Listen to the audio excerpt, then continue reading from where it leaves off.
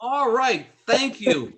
I'll get talked about later after the meeting, but I'm going to be talking very fast today because we've got a lot to cover. And I would thank all of you for not reminding me to record the meeting. I had to do it on my own and actually did it, and I didn't write it down anywhere. That's amazing. But Stanley, first, we're going to do the roll call for people who are under the weather. So are you still under the weather, Stanley? Yes, I'm still under the weather. I'm coming back though. I can walk upright a little while. Are you in pain? Occasionally, but not that often. Okay, another martini will help that. I think so. Hey, Randy, membership would like a dawn update. You're If on mute, Randy. unmute yourself.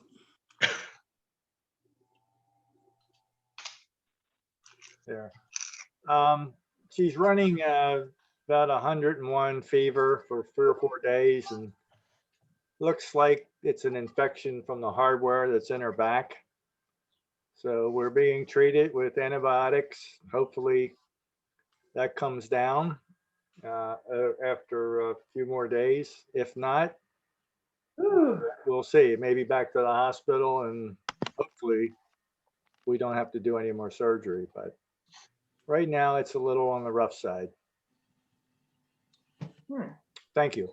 Well, Randy, we're going to keep Dawn in our thoughts and prayers, and hopefully she comes through this without any, serious fix. We don't want that. And Stan, So far today, she's a little bit brighter, so hopefully it's going the right direction. okay. Hey, Regina, will you get offline with me after the meeting? I think we have. I got a 1 o'clock appointment. I'm gonna have to leave. Well, I'll just tell you right now. Well, Send Dawn some flowers. No, Okay. don't do that. Yep. How many are in favor of sending Dawn flowers? You've been I'm gonna send outvoted, it Randy. anyway. And Stanley, you don't get anything. No flowers for me? Sorry. And if you come over and work in my garden, Anybody can get That sciatica, would go away. Stan. Oh, Okay, yeah, right. moving That's how along I because got it. we've got a lot to cover. But I We have have- one comment. Mine is for Bill Murphy. I sent you a direct message. Okay, That's it. on the thing there, Yeah, on the chat. yeah. You got to chat, Bill.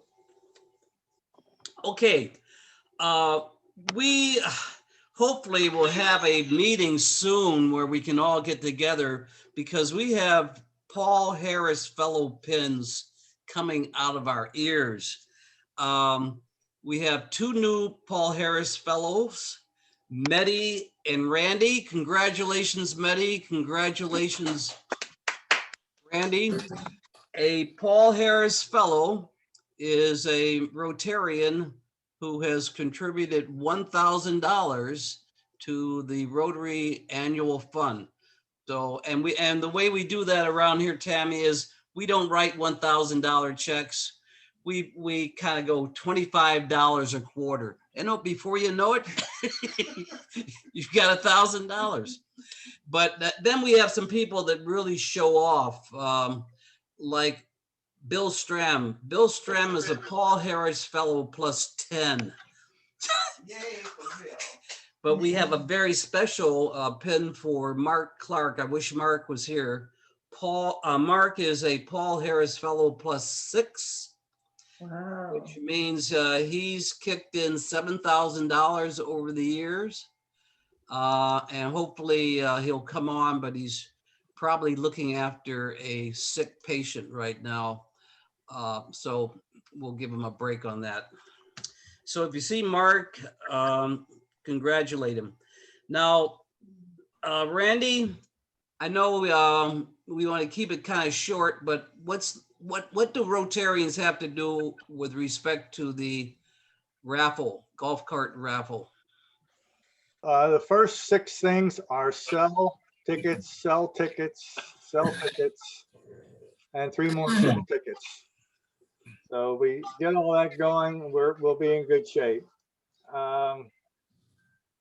What I was going to do in Cape Charles, insofar as putting posters up, is going to get delayed probably a week, but there'll be signs around. Jim Rich has come up with a new sign, which I think needs to have one little tweak made to it, but I'm not sure where we're going to use it versus the other, but we're going to have signs, and there'll be tickets at the 3 locations by the end of this week: Ray Fields, Bowie 56, and Cape Charles Main Street. And hopefully some signs will be up there. Anyone who wants to purchase a ticket and can't get a hold of a Rotary member, go to one of those 3 locations, and they'll have tickets available by the end of this week. So Tammy, that was for you in particular when you're down there shopping. Okay, I'll go by Rayfield. Okay, thank you. All right. So that's it. Cherry Stone is on Memorial Day, the 29th. That's a Saturday. We're going to need some volunteers to be our sales team. I tell you, the group that showed up at Strawberry Plaza 2 weeks ago did a great job. And if they're available, I'd love to recruit them again. But anybody that's interested in going down there and participating, we'll work out the details when we get a little closer. I think Wayne Bell is making his travel cart available, his trailer, so we can get the golf cart down there safely, I hope. And we're in good shape. So let's sell tickets. Okay, well, thank you, Randy. And we owe Joan a thanks because we're in happenings, Joan, right? Absolutely. Well, it isn't the happenings, but I just got off the phone with Jim Rich. Randy, I was the one who asked him to send me a flyer that I could include in my emails for advertising. Great. Various Great. news- The only thing in there is the price. Well, if you could get back to him, he's on the road, but if you can get back to him so he can make the correction and send me the finalized version, I Okay. will include it in my advertising emails. So and you're going to use that in your emails. That's great. He did a wonderful job on it. I don't know that we're going to get that one printed in supply to put in the windows in town. We can use one that's probably a little less expensive, but I'll try to get a hold of him and talk to him about it. But Bill, did you send him that email at the beginning we were talking about? No, I'm gonna call him. Okay. All right, then I won't pester him. Too much of a ruckus. What was that comment? Reggie, did you say something? Okay, everybody say hello to Laura Smith. I see she's popped on. She's our speaker today, and I'll properly introduce Laura in about 15 minutes. But Laura, just say hi. Hi, everybody. Glad to be here. Hi, Laura. Welcome. Laura cooks a great omelet. That's another story for another day. All right. Everybody who participated in helping to clean up Route 184 last Saturday, thank you so much. We had a volunteer student who brought her father along from Broadwater. So we had a great time. So Bob Church, thanks again for organizing that. It went very well. So a few projects we ought to focus on.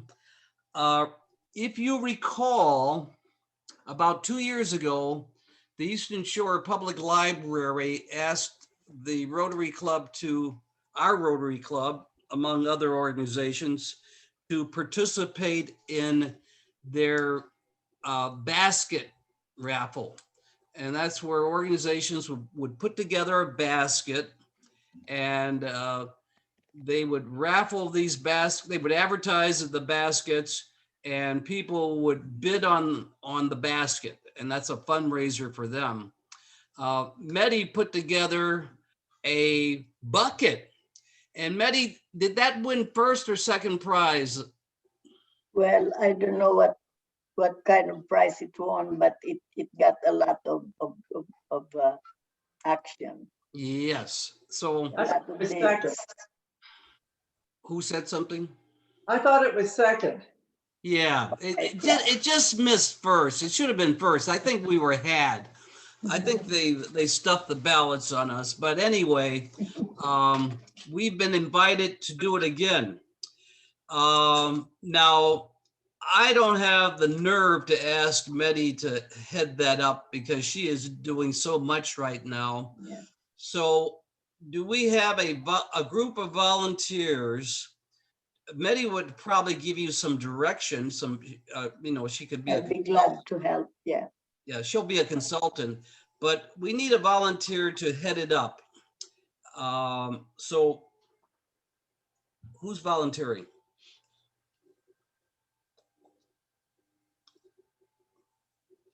Am I allowed to as of yet, Bill? Absolutely. Now that's Okay. that's the spirit. Okay.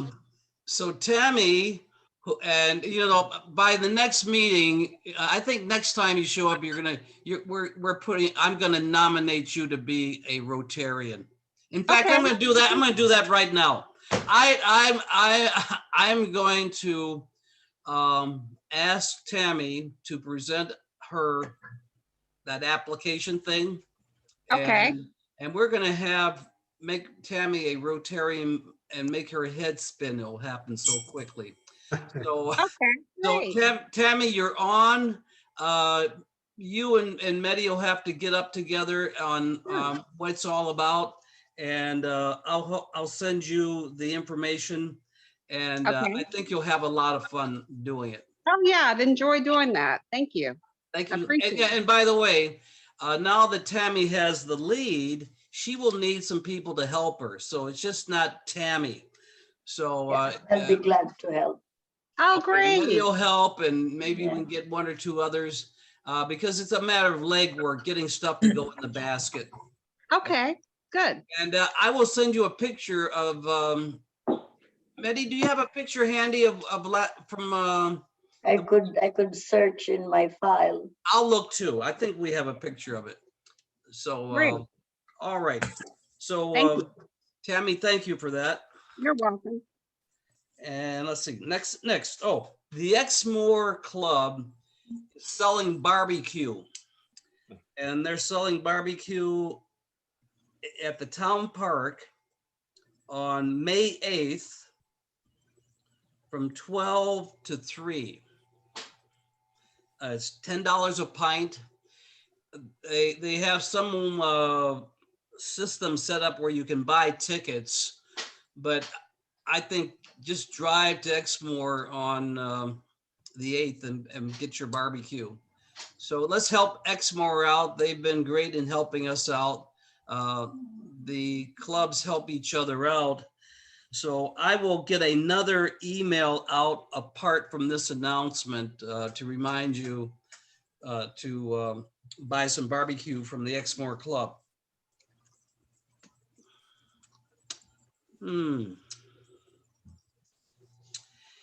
This list of stuff to talk about is so long, I'm not even going to do it. I'm going to ask the membership if they have anything to say, and then we'll go into happy dollars, and then we'll invite Laura to. Laura, did you touch anything? You think it still works? We'll find out, won't we? I think we may have lost the screen share, but we can get that up again. Yeah, I'm sure. and you might have lost it because we're sharing and we have to stop and then you come on, but we'll work that out. So who has anything for the Paul probably wants to talk about COVID. You're on mute, Paul. Unmute. Paul, you have to unmute Paul, unmute yourself. everything. There he goes. So I wanted to give a COVID update because we actually have good news this week. Every location that I look at in my monitoring of the situation, including Virginia Beach and Virginia as a whole and our 2 counties, has actually improved during the past week. In fact, in the zip code of Cape Charles, we had 0 new cases last week. So I'm hoping that we're seeing the maybe the light at the end of the tunnel in sight. This is all entirely due to the vaccination effort in the United States, because you can just look around the world and see what's happening other places that don't have the number of vaccinations done that we do. So the rate is improved everywhere. It's still in most places higher than it should be. In fact, most of you probably remember that we had one of the surges was last summer, and that's sort of fallen into the background, and we've lost sight of it because that surge was ended up being nothing compared to the surge we got during the winter. We thought it was a big deal at the time, and we're still in most places at the level we were at that surge last summer. So it's still fairly high, and one still needs to follow precautions. It's just imperative that the vaccination effort be continued. We're only at maybe a little less than 30% in the state of Virginia as a whole, as far as completely vaccinated percent of the population is concerned. And it's similar to that nationwide, I think. And on the Eastern Shore, we're doing well. In Northampton County, we're doing better than that. We're around 40%.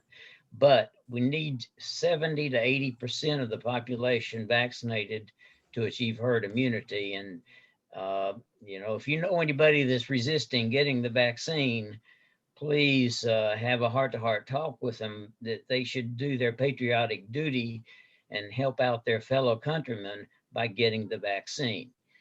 That's just as important as their personal protection, because the only way we'll get rid of this pandemic is to get herd immunity. Any questions for Paul? Well, Paul, thank you. Are you still there, Tammy? We lost your picture.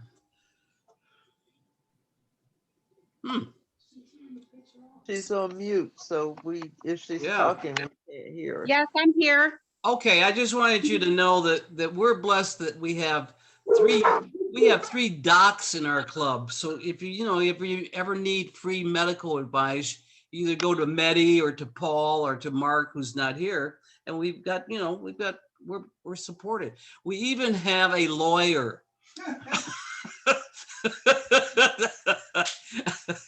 but we don't tell everybody about that.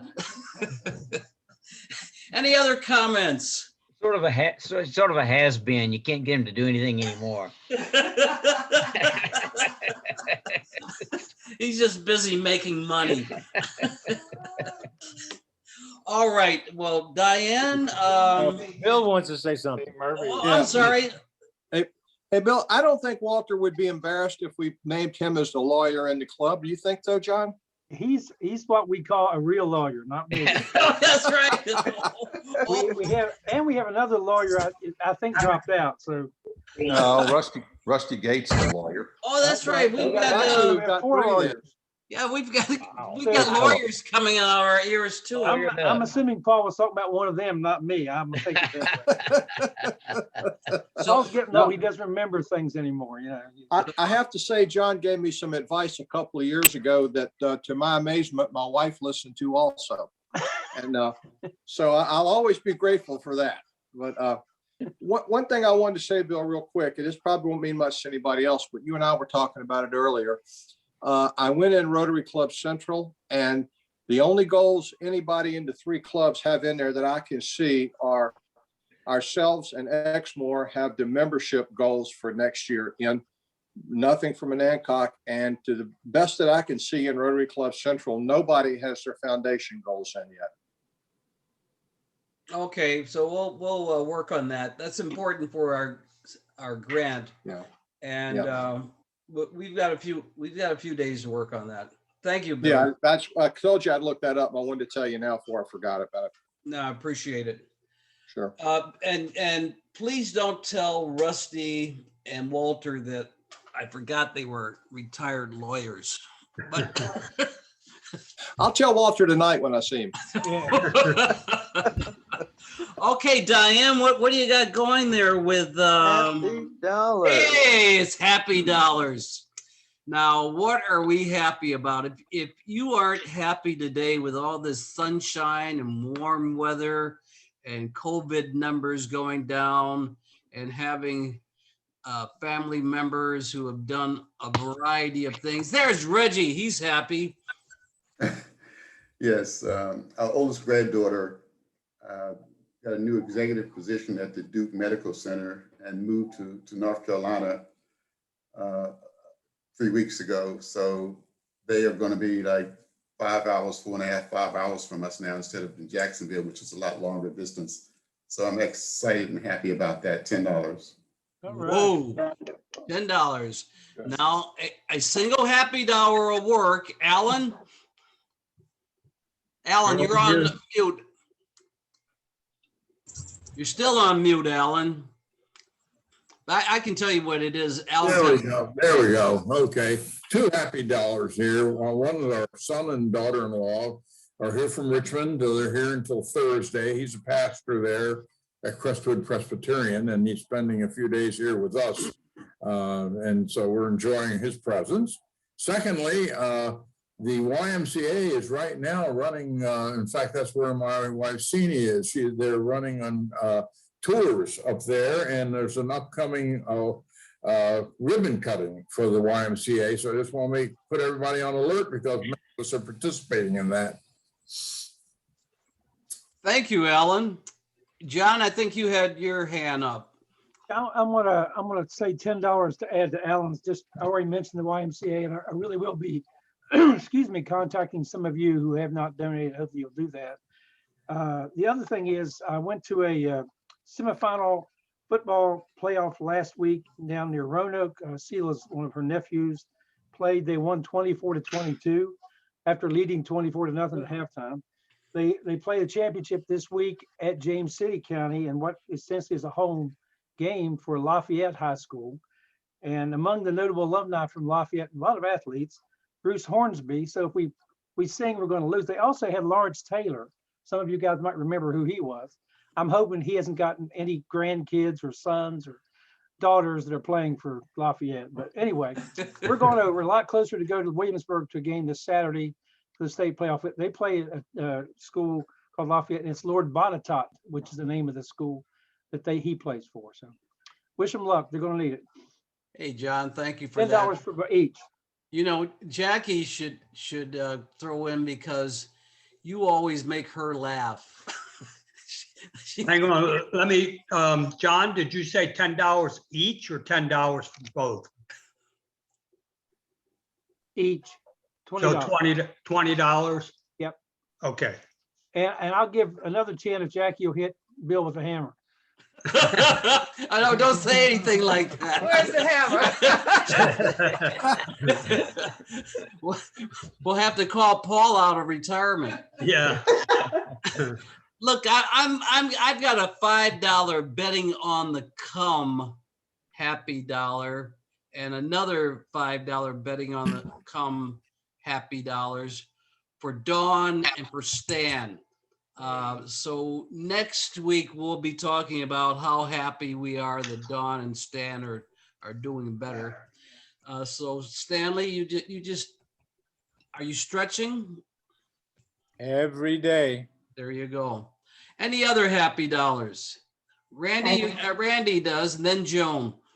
I have 5 happy dollars. My my first cousin, granddaughter, is getting married May the 8th, and it's the 3rd try. That's not her 3rd marriage. It was scheduled last April, then it got scheduled last September, and now it's scheduled this May, and it's actually going to happen. It's an outdoor wedding, so I'm very happy about that. Good for you, Randy. Joan, were you next? I was. I have $5 because I finally had my 20-year-old mailbox, which was rusting through, replaced. Mailbox, not the stand. Everything else is the same. That makes me very happy. You can see it doesn't take much to make Joan happy. Bill Murphy, I know why you're happy, Bill. Go ahead and tell us. Well, you may not. It may surprise you.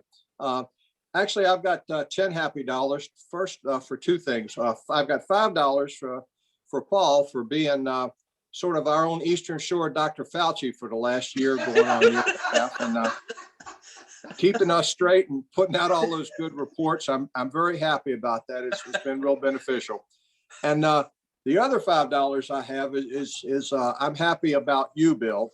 And the biggest reason is because if you recall our conversation earlier this morning, once again, you sort of put my feet back on the ground and reminded me of something. And two things. One, is it beneficial to all concerned? And will it build goodwill and better friendships? And I was off in a direction this morning that was not either one of those. So thank you for bringing me back down. You know, you have to love Murphy, and I do love him. Bill is very intense. And I tell you, if you want a friend, you've got a friend in Murphy. He is serious. there are friends and there are serious friends. And Bill, I'm delighted to have you as a friend. I tell everybody I know about you. You have a heart of gold, and you know, life is long, so set an easy pace, Bill. These things get fixed. Well, thank you, Bill. Actually, you know what? I do have 5 more, so I guess it'll be a total of 15. The other 5, I guess, is pretty much like everybody knows. We're getting ready to leave Friday for a couple of months out in California. And so I'm happy about doing that, but I'll miss everybody. And I know it's a lot going on while we're going to be gone, but I'm going to do my best to, you know, call into as many meetings as I can. So I'm pretty happy about that. Thank you, Bill, and travel safely. Medi? Yeah, I'm sorry, but I have to bring back the happy dollar to $1. That's okay, Medi. Well, I'm giving $1 to, because it's so beautiful out today, and every time I go out on the walk in the historic district and look at the gardens, the new blooms are blooming, and it's always a surprise to me to see how beautiful the gardens are in Cape Charles. And then I was reading this morning about New York parks blooming with tulips, and so I decided to drive to New York on Thursday with my sister and see tulips. Medi the traveler. Thank you, Medi. All right. Okay, well, I'm going to wrap it up with just one more. Oh, no, David, the big roller. All right, you guys. All right, here's 5 happy dollars. Listen, you know, I'm so grateful to be in the position right now of being able to put a new roof on my house. Now, if anybody of you has gone through this exercise in trying to find a competent contractor you can depend on, and of course, getting a competitive price and getting the job, I gotta tell you, man, I spent months trying to find a good contractor. So.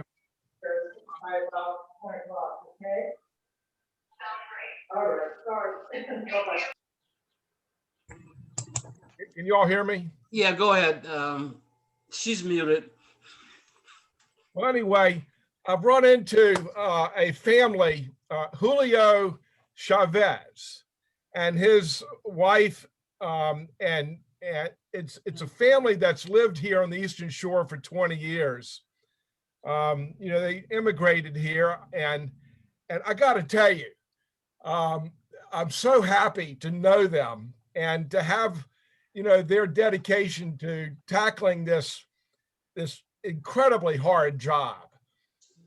you know, you get up there and you watch people kneeling down on your roof and one by one attaching the shingles, okay? And you really appreciate what it takes to earn a living. So if anyone needs a good roofer, call me. I would like to, you know, recommend this family to you.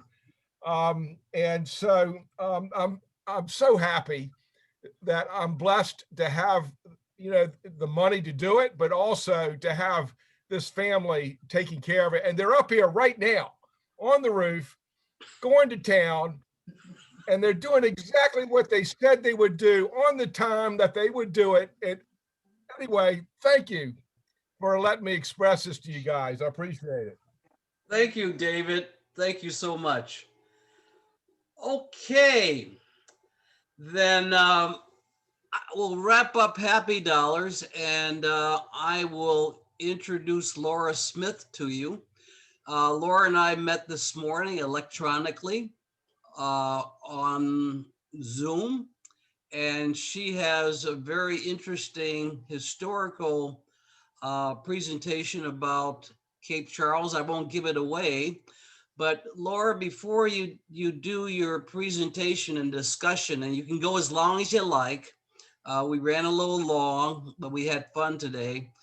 Tell us a little bit about yourself. You're on mute right now. Hello, everyone. Thank you for inviting me to speak to your group today. My name is Laura Smith. I live in Cape Charles in the town. I fell in love with the local history here. I guess it was probably around 2008. I was already doing a lot of history research in Richmond since probably the mid 1990s, I guess. But I fell in love with everything here, the history and everything else, so much so that I decided to move here about a little less than 3 years ago now, I guess. And as soon as I got here, I started my research, and I, published articles to my blog on my website about certain topics, places, people here on the Eastern Shore. Mainly it's been Northampton County and Cape Charles, but I have branched out and done a little bit up in Accomack County. I just think it's super important that the history, especially Cape Charles, gets recorded. Cape Charles has always been a boom town, and with that said, history doesn't seem to get recorded as well. And Cape Charles has seen some ups and downs throughout history. So I just decided that this was a major part of what I wanted to do here. My website, sundayhistorical.com. I'm not a nonprofit. I don't know that I ever would do that. I offer, research services, paid research services on my website. And I'm having to constantly, find ways to recoup all the time and money and effort, that I spend on this research, because it's all consuming, really. I enjoy it though. I love it. I feel like it's, my life's mission, in some respect. So I've done a lot of research on, people and places here. I've made quite a few videos now. And I actually just finished an article night before last, about a new person. I had researched, her brother. You'll see him in the video I'm about to share in a couple of minutes. But his sister, I did an article about her night before last, and it's published on my website. I mean, there's so many wonderful people that, were born and raised or came here to the shore and accomplished so very much in their lifetimes. When I was asked to speak, I asked by Medi, I asked, what are you interested in? All inclusive, all my research, and she said the African American research. I've done, a few. I don't call myself an African American researcher. I just research people and places that I find interesting, or especially the people that got passed over in history or there's little known about them. I tend to focus on them. Unless anybody has any questions right now, I could go ahead and start the video. It lasts about, I think, 8 minutes and 30 seconds, something like that. Laura, could you repeat your website, please? SundayHistorical.com. Thank you. You're welcome. I just had a look at that. It looks very interesting. I'm going to dig into that. Thank you. Yeah, I also try to offer like 1-year memberships and have like a private members page where I publish other maybe more information on an article I've written, or something else to give back to people that purchase a 1-year membership. So okay, so with that said, I guess I'll try to share the video now.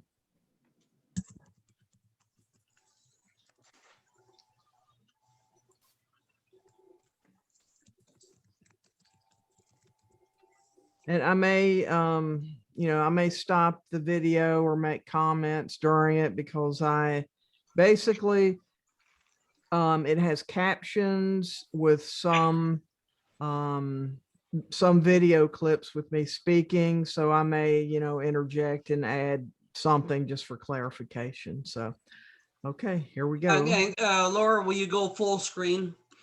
Oh, absolutely.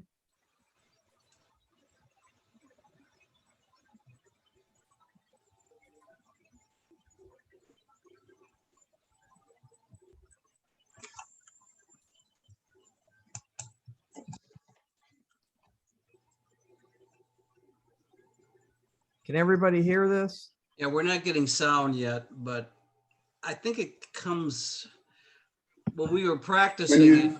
When you did share screen, did you put audio on, turn audio on?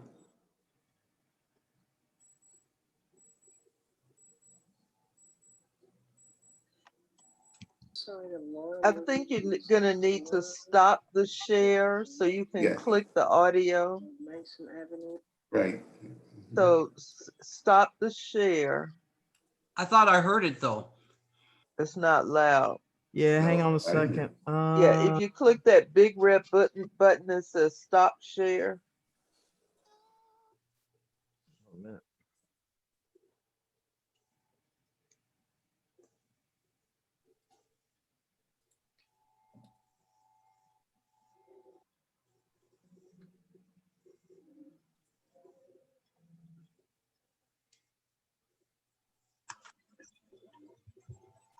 Okay, now when you go to share, click the green share button And in the lower left-hand corner, there's a little box to check for audio before you do your share.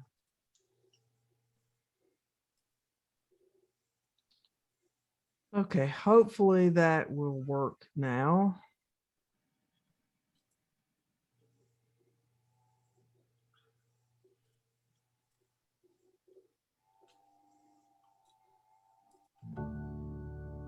Perfect. Great. Full screen.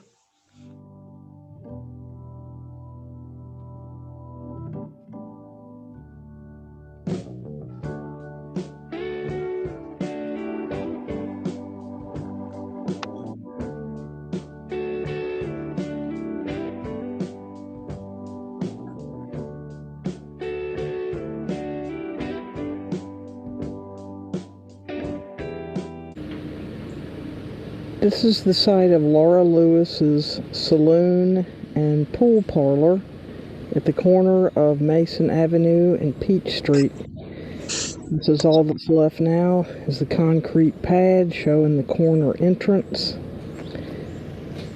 Dutel Joins took over the building after Laura Lewis died in 1931. I think he opened up his Palm Tavern around 1939.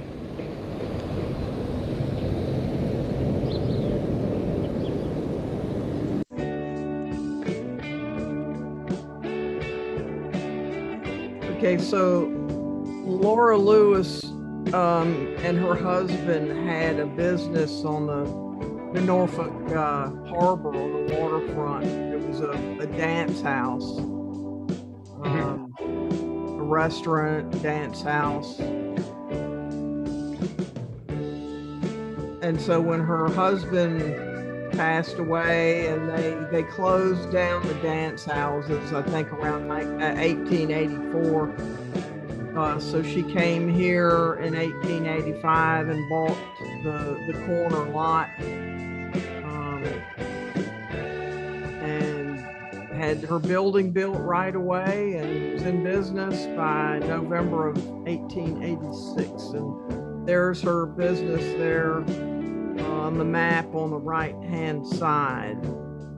And there's her whiskey license where she paid $400 in 1905. Now, of course, you know, Cape Charles did away with the sale of liquor in 1906, so that changed you know, some of the way the businesses like that operated. They had to seek other, you know, means of making money, which I think is one reason why she was left out of history, local history. And there's her building. It's a shame it got torn down.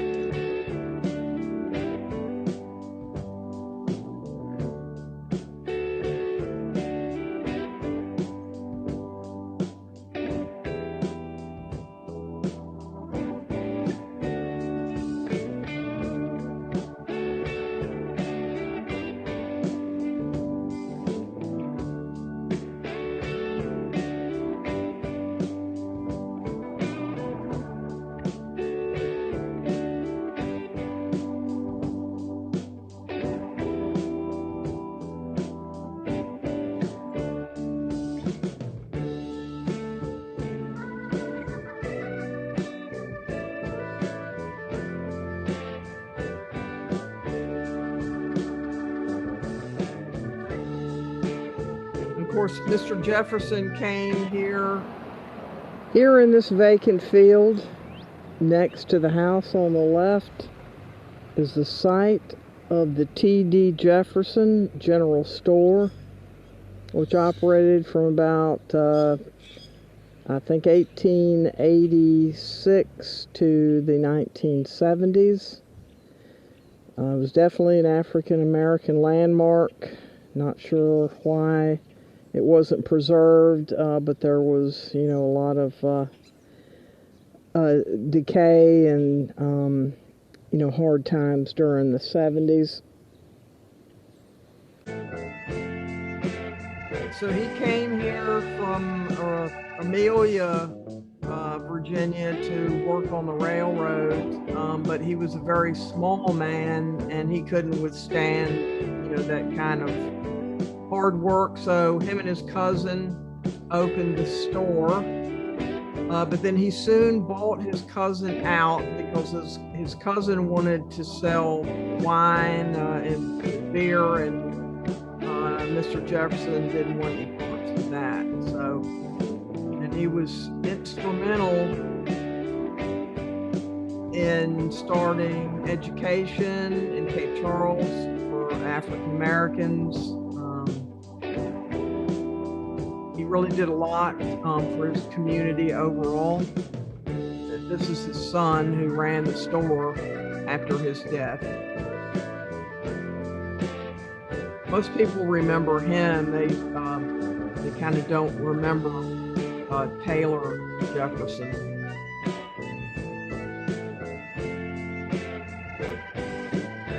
But Mr. Jefferson and his wife started the first school for African American children in the back building behind their store, and then it moved behind the church, and that's where that check came from. It was the rent that the school board paid to him for the church building for the school. He was also on the board of the Tidewater Institute.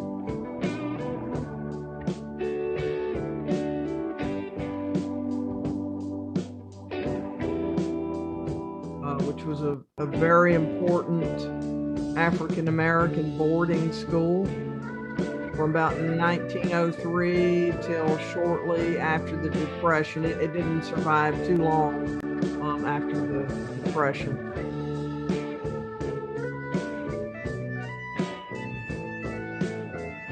Here's a little bit about the African American Fair. And that's Walton Jefferson on the right end there.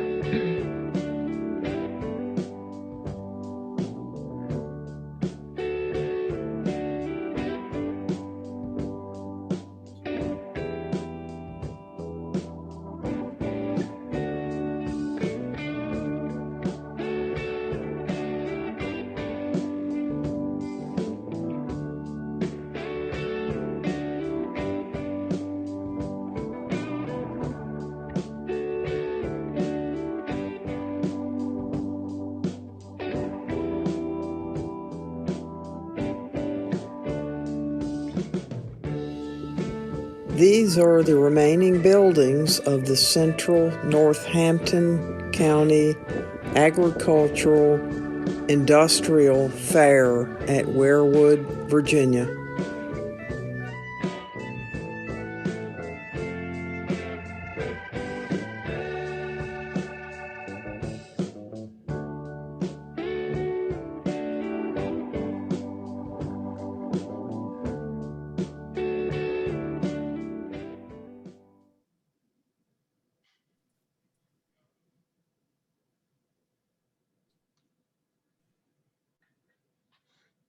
Okay, I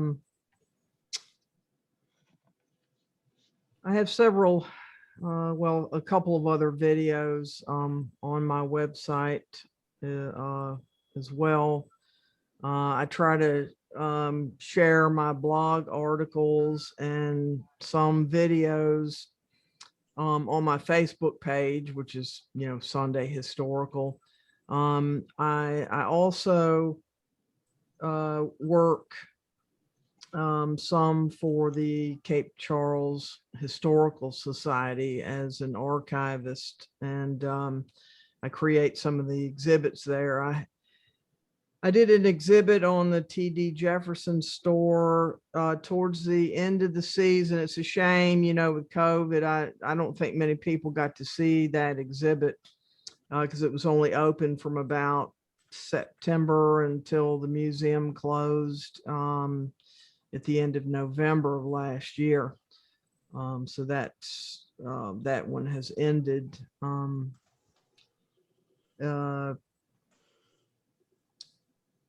I hope to, continue to do research. I'm actually in the middle of writing a book, and it's going to contain a lot of the articles on my blog, on my website.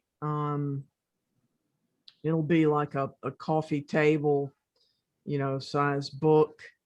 I don't know when it's going to be published. I'm hoping it'll be published towards the end of the year, but yeah, I have a lot of projects going on. So, not exactly sure. Don't have a target date on that yet. And my publisher actually suggested, recommended that I take, as soon as I take the stories from my blog and put them into the book format, that, he wants me to take them off of my website. But I haven't made a decision about that yet. So I guess really that kind of wraps it up. I can maybe take questions for a couple of minutes. I do have, another project that I've got to start here in about 10 minutes or so. But if anybody has any questions, I'll try to answer them. Yeah, I have some. Laura, I have a, go ahead, Maddie, and then I'll follow you, Maddie. Go ahead, Reggie. Okay, yes, I got a little emotional, a little sentimental when I saw some of the pictures that you were showing. I grew up here, and I can remember in the 50s and 60s, downtown Cape Charles, going down to visit my dad, not my dad, but my granddad, who worked on the ferries. When he came in, we had 45 minutes so we could go on and spend time with him, but we would hang out in the town. I can also remember the Railroad Fairground when they would take us to the fairgrounds. And, I could tell you some stories about that. We don't have time for that right now, but this was really an emotional, video for me, because I lived a lot of what you showed there from the 40s on. So I really appreciate your work and your efforts, and thank you so much for having enough interest to record that information. Well, thank you. That means so much, to hear your feedback on what I do, because I don't know, what people get out of it unless they tell me. So that means a great deal to me. Thank you. Yeah, I have And some questions. you can contact me, Reggie, on my website. There's a contact form, or, for email or whatever. You can always get in touch with me that way. Okay. I'd love to hear your stories. I'd certainly be happy to share some of it with you. Thank you. Well, Laura, I have some question. My interest, of course, in your blog is because of the primary research that you are doing, and that speaks directly to what we are trying to do in our project about revealing the invisible history of African Americans in Cape Charles and incorporating it in the general history of the town.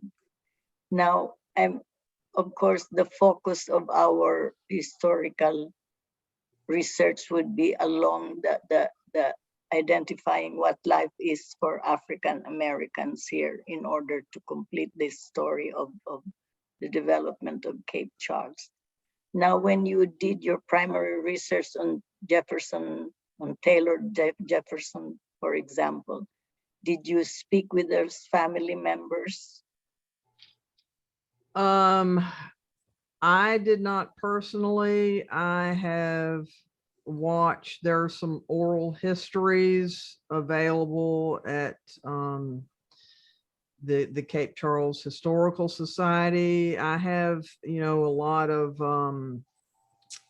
associates that also, you know, grew up here or, you know, have other contacts. And I actually got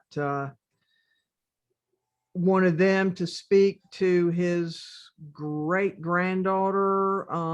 But unfortunately, it's so sad. They don't know much about, actually, they don't know anything about Taylor Jefferson because it's so far back, you know, in generations. So, you know, I had to, you know, go to other sources like the oral histories, but sometimes you have to be careful with them because they're all based on, you know, people's memories, and sometimes people's memories aren't 100% accurate, you know. Mine aren't. I like to remember what I like to remember, and sometimes it's not always, you know, 100% accurate. But I don't know really what else I could tell you about that. Well, I was fascinated by your illustrating the checks that they wrote and that they had an account in the bank here, because some of the stories that I learned from writing Tom Godwin's memoir is that it was difficult for Blacks to open bank accounts because of the laws in the the Jim Crow era. Yeah, and that's why, you know, Mr. Jefferson and some other gentlemen opened up the what was that bank Brick called? House The Brick Bank. House Bank, yeah. Over there in Hare Valley. You know, also Taylor Jefferson was instrumental in working on the, let's see, what was it called? The Negro Business Directory in like 1922, I think it was. Him and a group of people spent a lot of time recording, getting, you know, all the information from all the African American businesses and putting that into a directory in the early 20s. Yeah, he seems to be a very important figure in the history of Cape Charles. Absolutely. There should probably be a historical marker for him, especially. Yeah. Laura, if I could, I'm Chuck Huber. I've been doing family history research for about 27 years. So I understand your effort in digging up all the material, especially when you go back before 2000. I'm sure, just like I had to, you made many trips to state archive buildings, spinning the microfilm and microfiche machines, state archives, as well as maybe the National Archives and the Library of Congress, going to local courthouses and libraries. So a lot of road trips to gather that information. A little bit easier these days with a lot of these establishments going online. But I just wanted to let you know, I love local history. I wish more of it would come out. I'm originally from Maryland, and PBS for a short time in Maryland had local histories of small towns. And they had a few episodes. I really wish it would have caught on. I found that most interesting. But I appreciate everything you do, and I'm definitely going to be looking at your website in detail. Thank you very much. Thank you. I have sent the information about Laura Smith's blog and some of the articles that she has in the blog to the membership. So if you check your emails, the website will be there. Thanks, Mehdi. Mehdi, is that separate from what you sent me this morning, or did you send it to the membership?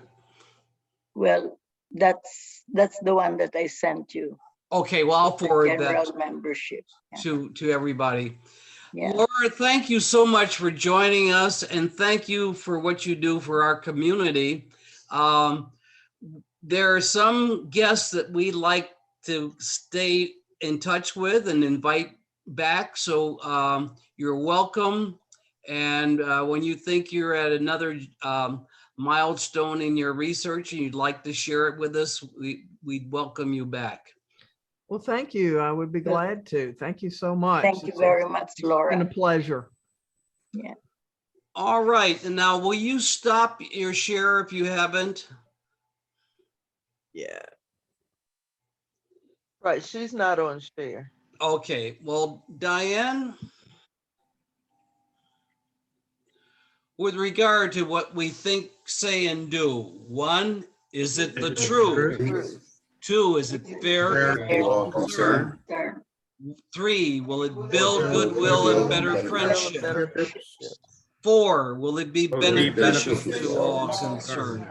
And Stanley, Will we still have fun? see you next week, my friends. Take care of Bye-bye. yourself. Take care of yourself, Stan. Okay.